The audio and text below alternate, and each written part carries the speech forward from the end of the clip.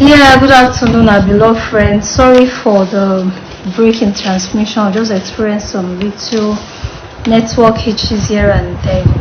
So we stopped at what is godliness, and then we said godliness is when we put to work all these definitions of what the mind carries into use or into practice. And then we said God's will and His plans is for us to have the mind of God so that we can be able to live an excellent life here on earth as He has ordained it from the foundation of the earth. Now, what is the attribute of the mind? You might want to ask and say, okay, what are the functions of the mind? What does the mind do? You know, what are the qualities of the mind and all of that?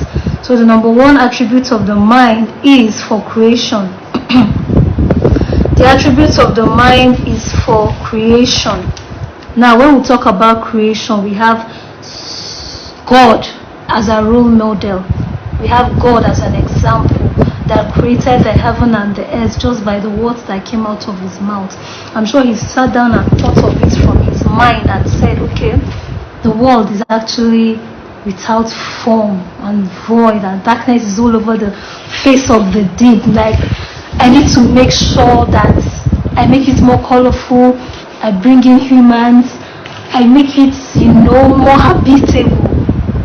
I'm just saying that I'm sure these thoughts emanated from God's mind before He now made all these things to be.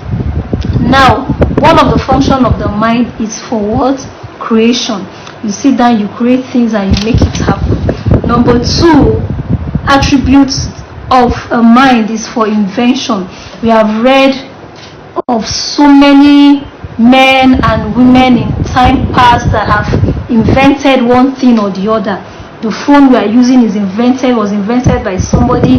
The laptop we are using was invented by somebody. The TV, the light was invented by somebody. Somebody sat down and thought about these things from his mind. Thought about it and said, how do I make life easier? How do I make life more sweet and enjoyable for people? And they sat down and put these things together. It all started from the mind. The number three attribute of the mind is for innovation, innovative thinking, great thinking, developing ideas that will bring about solution to every pressing need that is around. When you put your mind to work, that is when you know that this particular situation, there's actually a solution for it. This problem, there's actually a solution for it.